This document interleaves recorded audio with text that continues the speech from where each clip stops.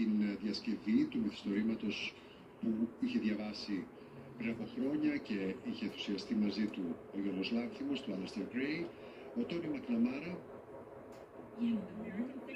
American Fiction, επιβεβαιώνει τον τίτλο και αυτός του φαβορί, ο Κόρτ Τζέφερσον, ένας δημιουργός που έχει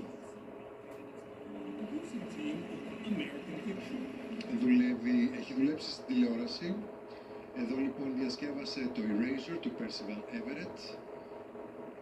Είχε ένα υπέροχο cast, όχι μόνο από τους δύο υποψήφιους πρωταγωνιστές, τον Jeffrey Wright και τον Stanley K. Brown, αλλά από την κόρη της Diana Ross, την Tracy Ellis Ross, τη Leslie Uggams, θρυλική τραγουδίστρια και ηθοποιό,